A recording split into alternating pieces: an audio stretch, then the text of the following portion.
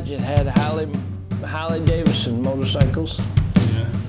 They were just like new. I bought the whole set of them for $40. $40, all four of these? Yeah, $40. For my kitchen table. I got my table too high, but I gotta take those things out someday. It's definitely pretty high. I feel like it makes me sit up. Makes it straight like this. Oh yeah. Yeah, we don't want this in the picture. I don't think I showed you the Dufftown intro. We're not limiting the time today, so maybe 30, 45 minutes. It's no big deal, but we'll shoot for 30 to 45. But We'll be better today. yeah, exactly. But yeah, first thing I want to do, apologize on camera to Tracy because we shot this Wednesday night, but our cord was missing. It wasn't where it needed to be. Technical difficulties. Yeah, technical difficulties. But yeah, really thankful, Tracy, for being willing to do it again. But here we go. Get this thing done. That's right. Welcome to Dufftown. We're here with the one and only, the legend, Tracy Lord. No legend. Thank you so much again Thank for you. being willing to do this. Sure. And now we got the lights where it needs to be. We got our camera operator not encumbered with the light this time. The important part. Yeah. We sounding good over there? Yes, sir, Bob. Awesome. All right, rocking and rolling. Let me get some notes out.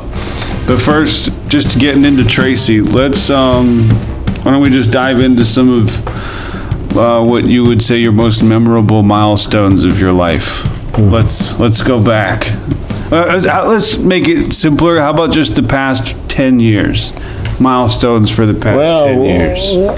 Certainly one of them in February of 2003, surviving a car crash, which I certainly shouldn't have had, but I was able to get through it with the help of the Lord and family and friends and good people, good doctors. I've been blessed by the best physicians in Florida I could have ever had, and great people, and not just the doctors, but the staff. Everywhere I've been, I was in rehabilitation for 8 weeks, taught to learn how to walk again.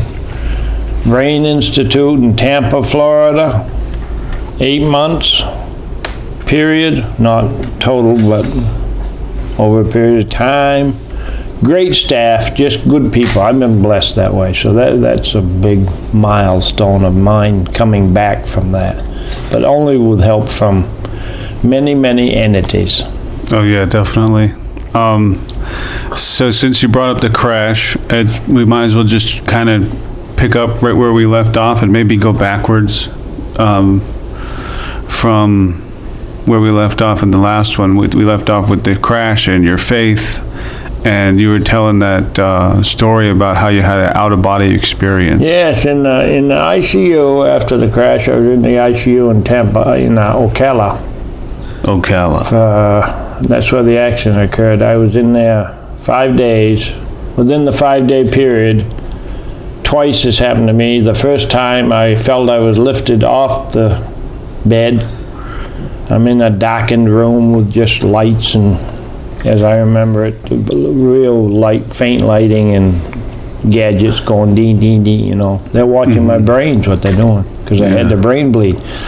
And I feel myself lifted off the bed. I see the light. I assume I come to. I don't know, I couldn't tell you if I did or not, but the light disappeared and I'm back on the bed. Within that period of the 5 days, and I don't know if it happened right again, or if it happened after a day or two, you know, hours later, but the light was very long and bright. I looked to and I felt an arm under my legs and my shoulders. And I looked to my right and I see Jesus holding me. Wow. And he's got a very plain look on his face. He had his beard, as the pictures describe him, in a dirty type white robe. And I felt I was going down, so I looked to the left. The light slowly disappears. I look to my right again. and I see Jesus go away in the clouds like a dove. And I've always lived with this, and I couldn't tell this story for a long time without becoming very emotional. Yeah. But now I can tell it outright, and I love to spread it as a witness, you know, to what happened to me during that period of my life. So with that in mind, you said you felt the arms under your legs and under your back, and Yes. what did the arms feel like? I just could tell somebody was lifting me off the bed. Yeah. You know, I felt, and I assume that's what you would feel, you know, the strength of arms. That's incredible. Of an arm, not of a 2x4, and not, you know, nothing rigid. It was being lifted up. Just felt like being picked up. Yeah, I felt it, and it's true. It happens, and I share it with people when I can. That's incredible. Thank you. Yeah, thanks a lot for sharing that with us, Tracy. Very important. So with that in mind, I think you've mentioned a little bit about your faith last time, how you were raised. It was Christian? Yeah, raised Christian. My grandmother was superintendent of the Sunday schools in the Methodist Church, so of course that's when I went to Sunday school, which I didn't want to go a lot. You know. Always when we're younger, right? We you don't want to go. We don't want to do anything. Grammy says, "Are you coming this weekend?" So, this Sunday, yeah. So we go and raised there, and then some. After high school, get into high school, you drift away. You still have that faith, but you drift away. I truly believe that now that I've gotten older, He's there for us. Oh, yeah. And He's always there waiting for us to really make the commitment back to Him. And I've been blessed to be able to do that. So incredible. Very happy. Nice. So speaking of faith and going to church and everything, and how has that affected the decisions that you've made, like where your life path has gone? Is that like what you base a lot of decisions off of, or would you say when opportunity comes, you'd hop on it? When I saw opportunity come, I would jump at it, which I thought the opportunity would be good for me and my family.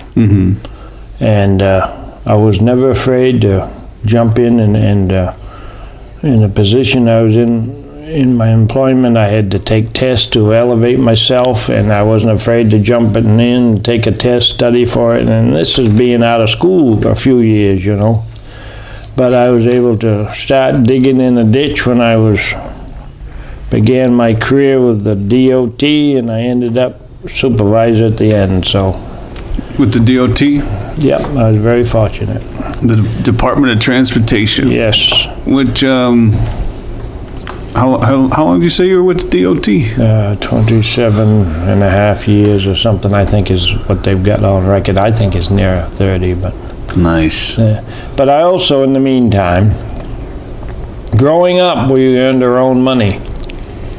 And I was actually a janitor in the school in 7th grade. I had a four-room schoolhouse I cleaned. And I had the keys to that building. Now, don't you think I'm a big shot there? I got a key to the school. Yeah, definitely. I'm in 7th grade. Yeah. But I would clean the building 3 times a week and got a little pay out of it. And that's a great little gig for the 7th grade, right? Yeah, always did a good job. And then through high school, I worked in an appliance store. I learned a lot from the owner. It was an owner, and the delivery boy was me, and a secretary, a bookkeeper. Learned a lot there at Jellison's in Dover, Foxcroft, an appliance store. Worked there through high school, worked at Laverdia's drugstore. I'd go to Jellison's in the morning, and in the afternoon, right after lunch from school, go home, have supper, go to the drugstore and work at night. Nice. I just wanted my own money. Oh, yeah. I saw what money could bring. Yeah. A car. Yeah. Clothes or a gun you wanted to buy to go hunting. So I had to earn it myself, and that's the way it was. So that's what I did. And you went after it. Yep. Got out there. I was driving school bus freshman in high school. You were a freshman driving school buses? I had a school bus license in the Nice. state of Maine. That's really cool. And I drove the activity bus to a town called Monson, which was 20 miles from the main school. And I took the 6 o'clock p.m. run to Monson with kids. Nice. Now, I'm a freshman. I might have been sophomore Yeah. when I started doing that, but I did it all through high school, and I kept my license, and throughout my time that I spent in Maine, I drove buses. I worked for the DOT full-time,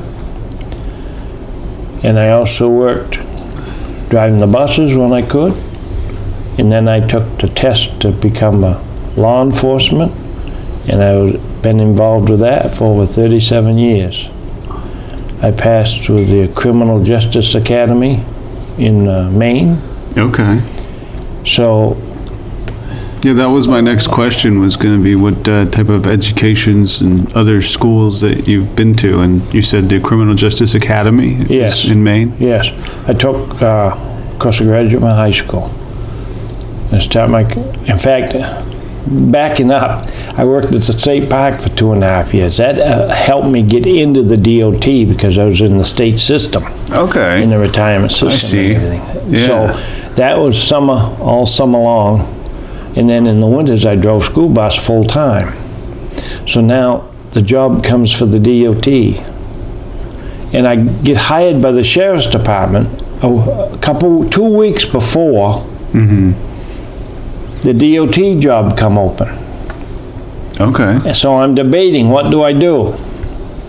So I'm working with the chief deputy one night. I'm a jailer for the sheriff's office. And I talked to him about it. He said, the smartest thing you could do is go to the DOT, and you're gonna be all right there. And that, I took his lead, and that's what I did. But I still kept on working with the sheriff's department. So. Gotcha. And the Greenville Police Department. And then that allowed me to build Social Security along with my retirement. Nice. Smart. And I took a lot of reserve officer training being in law enforcement. It wasn't just you got a gun and you Yeah. went part-time. You had to keep your training up and your shooting up, and Yeah. got very stringent. Got to make sure they know, or they are comfortable with you, I guess. Yes, and I always enjoyed doing that. So I was able to enjoy a little bit of I got a chance to play in the dirt, I got a chance to chase the bad guys, and I got a chance to haul kids in the bus. Okay, so then You got any memorable stories of chasing bad guys? I could certainly tell a lot, and the girl in the DA's office in Dover told me I should write a book, because in being in Greenville is a remote area. It's much more blown up now as far as people wanting to live there because of the whole world and the way it is. But we were trying to get into a story of chasing some bad guys. Well, let's see now. What's the weirdest one, I'd say? Like, what's the most There's been unique some bad thing? ones, of course, with bad endings, but also here's a good one for you. All right. This is one of the better ones. These guys were brought up to go fishing, spring fishing in Greenville. They had a Okay. motel up on the hill. So, of course, when you're in Greenville, there's not much to do back in those days, fishing or hunting or drinking beer or drinking your whiskey. Well, they were drinking their beer. We're trying to think of. Okay, so here's one. I get called up to the local motel. Oh, I got another one after this one. Nice. I'm called up to the local motel. And these 3 guys, there was 4 originally. One guy got pissed off and he left town because the other 3 got drunk. So they're in a room. The motel calls, wants them kicked out. I go up there, and they had trashed the room. Not broken furniture, but just food and stuff all over, everywhere, okay? So I got no backup. I don't know what I'm going into. So I end up, I sign off and I go in pound on the door. Please open up. Guy opens the door and he's bombed. Oh. It ended, what the good part of this story is, it ends up, I'm a Mason. And I would wear my Mason ring during duty. Yeah. And I took one of the guys and put him in the cruiser with me, the cruiser pickup we had. We got talking and I had the inside light on and he saw my ring. Yeah. He says, "You're a Mason?" I said, "Yes, I am." He says, "I'm a brother too." I said, "Well, you're not acting like one." Yeah. He says, "I'm going to from this point on. This is what brotherhood showed me." Yeah. I said, "Look, they want you out of here. I got to get you guys out. No other motel's going to take you at 2 a.m. up here. You got to leave." So we call a taxi, which has got to come about 65 miles up to get them. So in the meantime, I told him, I said, "You guys, you better clean that room up in there, because you're going to get charged big time." Yeah. And they had potato chips and everything drugged right into the rug. He had both them other two guys on their hands and knees picking out little pieces of potato chips after he saw my Masonic ring. I know that's what did it. Yeah. And it proved to me about being in the brotherhood and taking care of each other. Yeah. I mean, he was kind of nasty and irate when I put him in the car with me to talk to him, and I bet. bang, just like that, and he saw that. It's funny you mentioned that. I actually had a question on there about being a Mason, because I'm just curious, because I don't know anything really about it other than what I hear. To be a Mason, they say you got to ask one to be one. Okay, so you would think about becoming a Mason, and you would approach another Mason and say, "I'm interested," and he is supposed to guide you or put you in the right place for another brother to guide you to see if you want to join the Masons.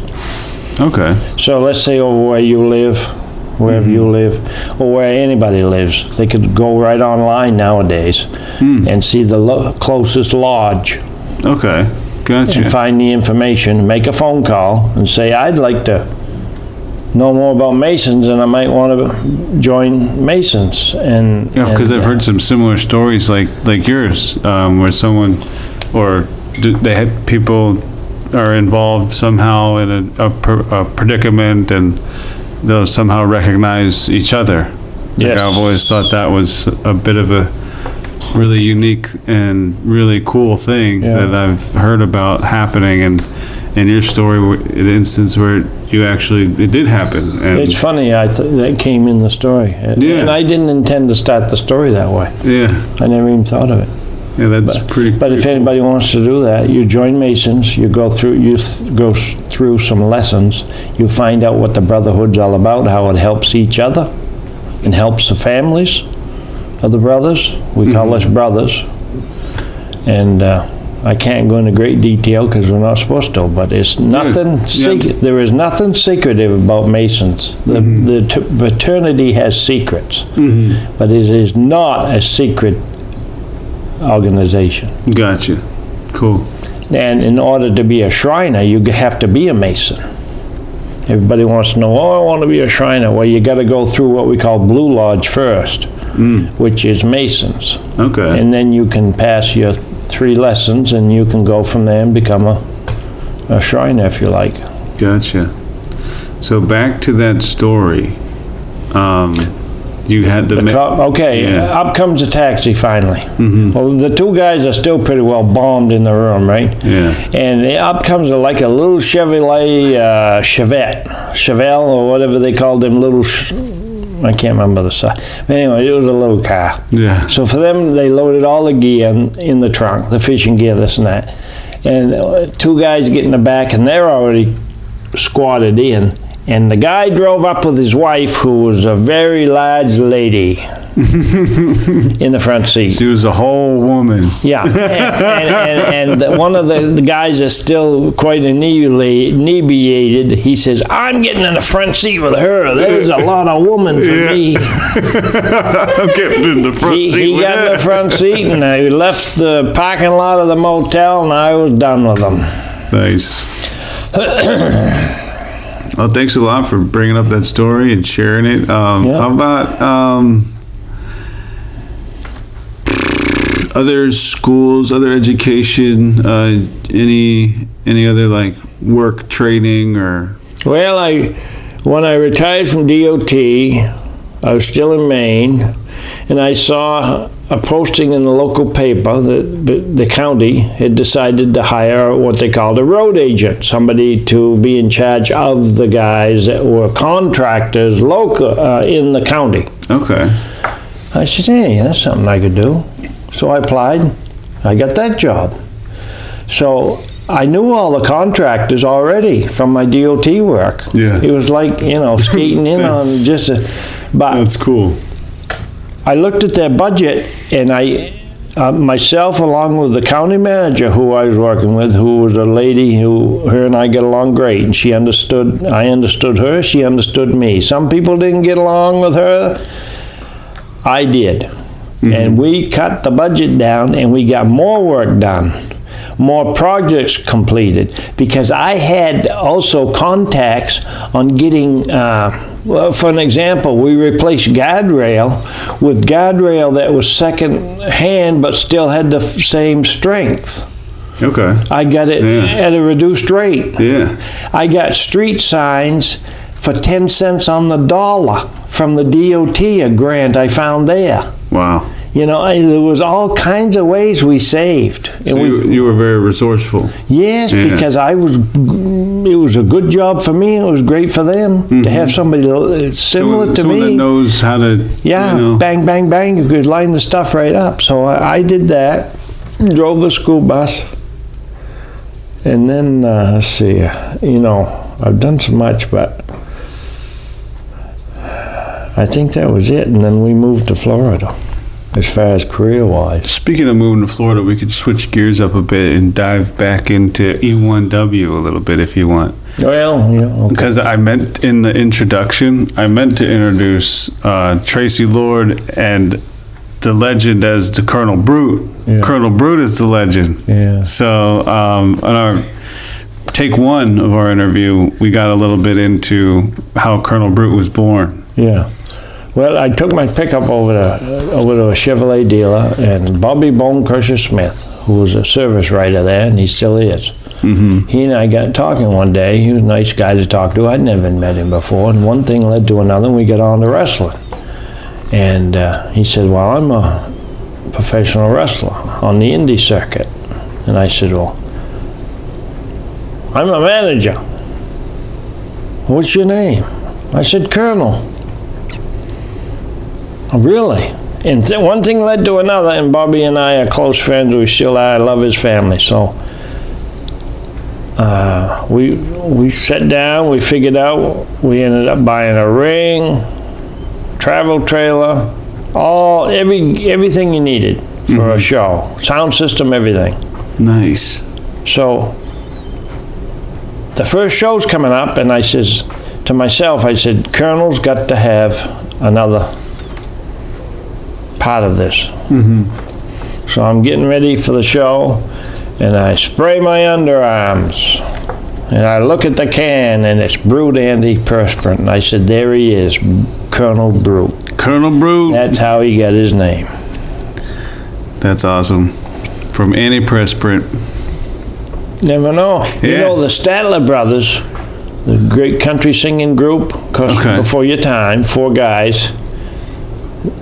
They didn't really have a name until they were in a motel staying for a show, and a guy blew his nose, and he looked at, for some reason he looked at the tissue paper. Yeah. It was Statler tissue.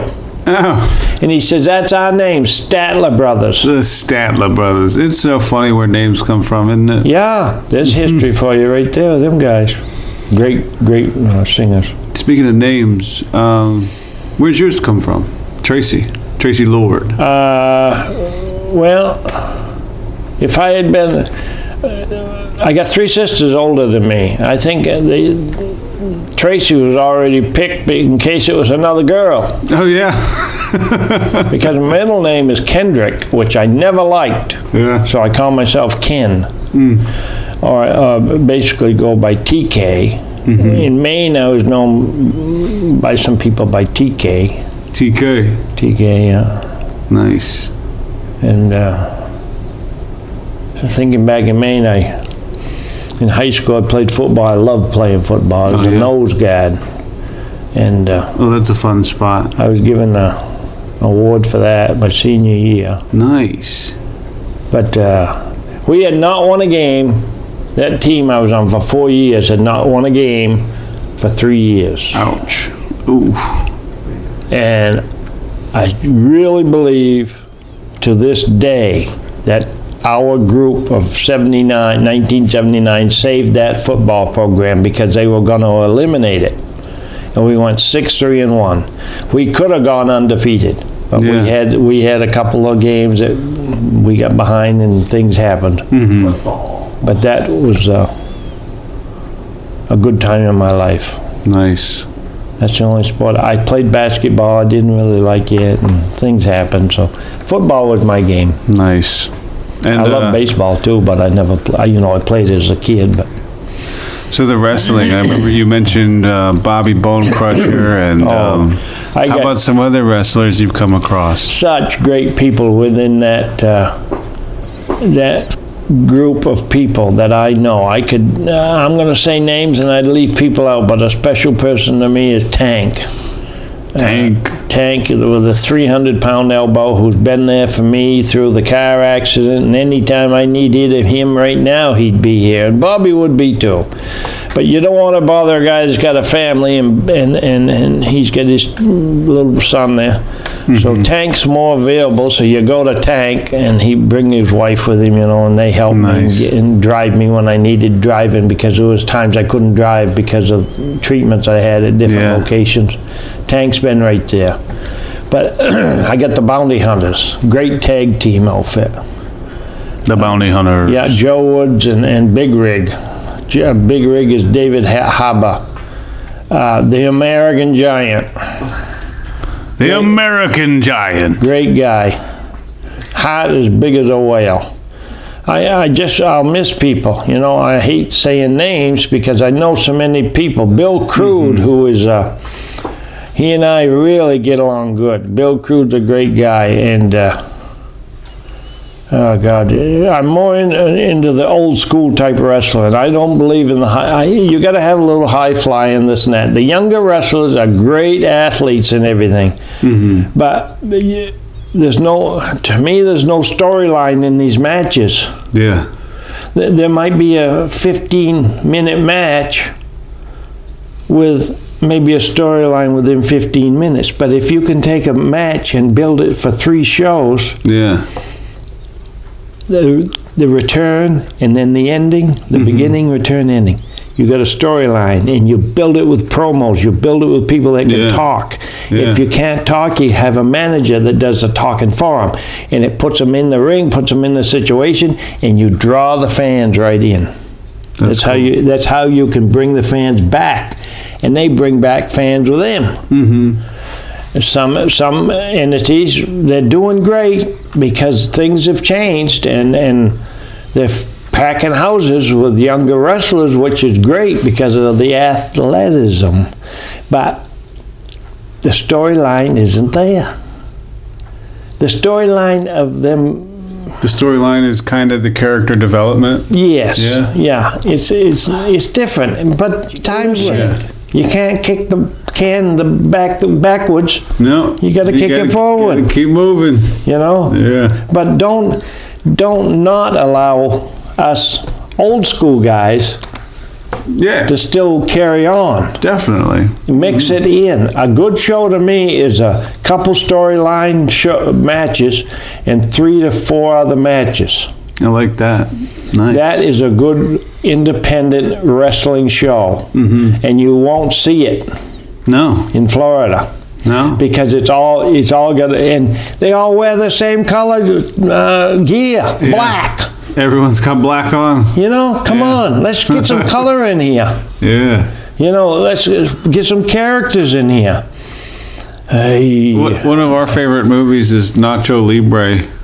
I don't know if that's our experience with wrestling, really. Yeah. We've rewatched that one so many times. Yeah. I gotta see it.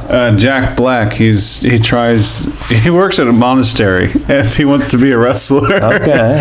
but it's down in Mexico, and they do some really, really awesome, colorful outfits. Oh, yeah. Lupa Lige, I can't pronounce it correctly, but that is good wrestling. Yeah. You know, it's totally different. The luchador or something like that. Totally different than American wrestling. Yeah. Just because of the way it's done. And crowds are magnificent there, and there are little arenas they have. Gotcha.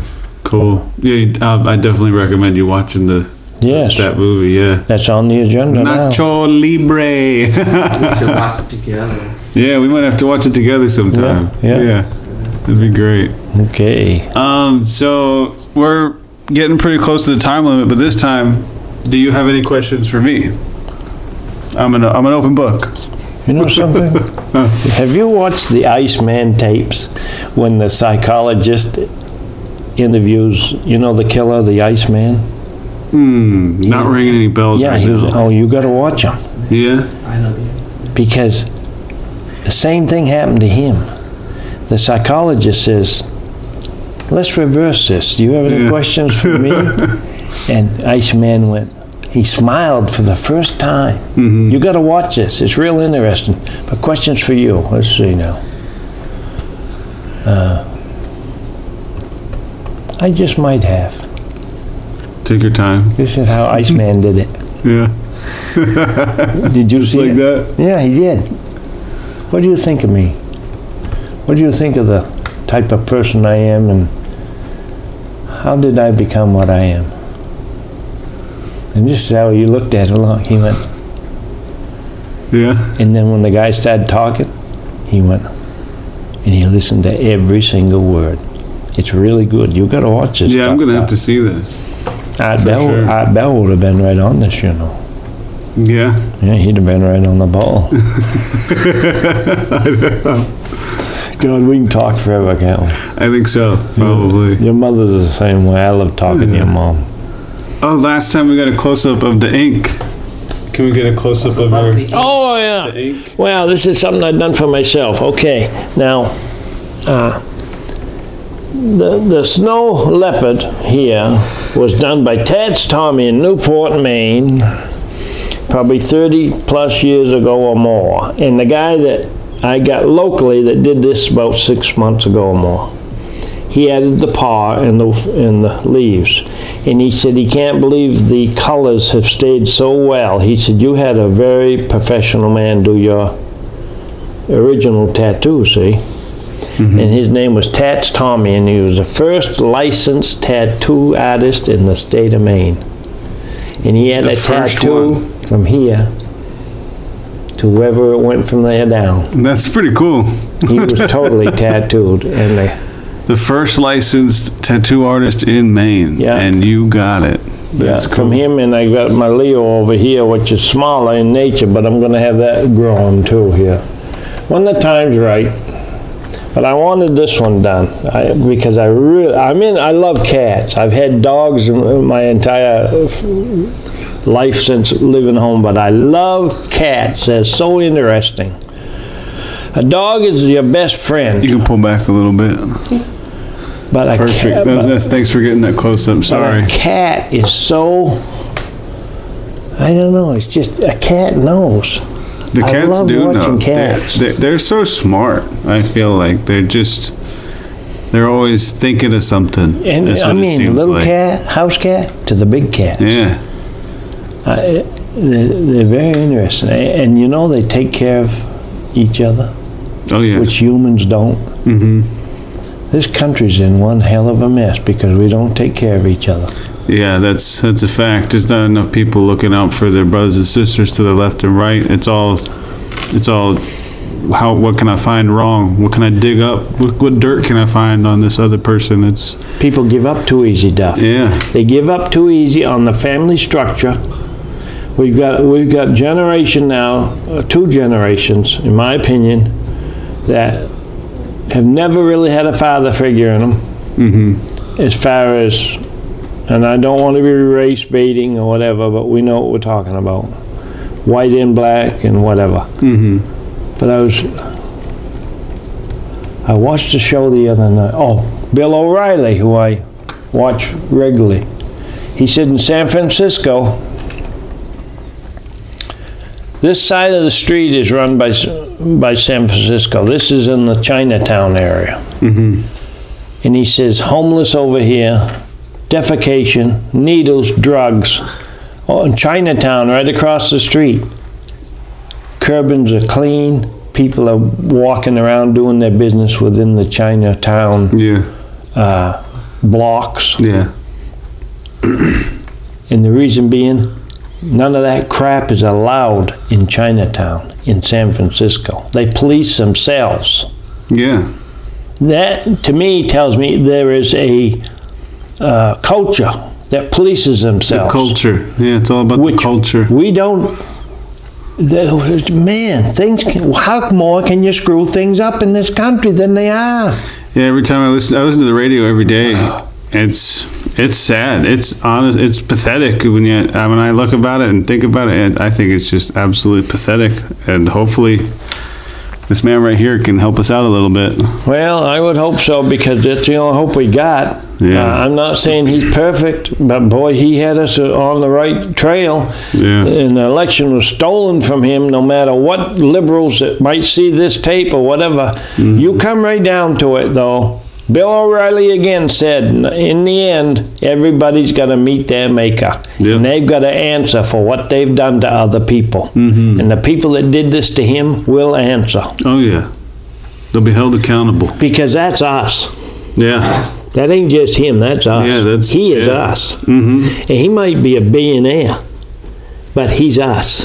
Yeah, he's the only politician I felt that represents the people. You know, he like accurately Yes. a representation of the Constitution and we the people. Yeah. Which is something we've been lacking in our leadership for sure. Yeah, for a long time, and he'll never change it in 4 years, but it could start to be the change. Yeah, exactly. That we could start it rolling. And we got, in my opinion, we got to have a two-party, three-party system in this country. But they got to be somewhat honest, Yeah. and they got to work together. The honesty. They said Ronald Reagan. You okay? Yeah. Want a drink? No, I'm good. Ronald Reagan and Tip O'Neill, again, before you guys' time, but Yeah. they'd get the Democrat, Speaker of the House, Tip O'Neill, Massachusetts. Can't get more Democrat than that. Yeah. Ronald Reagan, the Republican president. There'd be a big thing going on in the Senate and the Congress. Reagan would say, Tip, let's get together this evening. They'd have a little cocktail, they'd talk it over. The next day, it was taken care of. I don't mean you gotta sit down and you gotta have a drink to do it, but you got to sit down. You gotta sit down, you gotta listen, you know? Compromise. Listen, make it work. But Chris, let's get a zoom in real quick of Trump, Okay. and then we'll give the camera a payday, and we'll go ahead and wrap it up. I know it's probably been a while for you over there, big man. Yeah, we're ready. Let's do Yeah, payday. you're doing real good. Ready for the payday. Colonel Bruce sends the payday.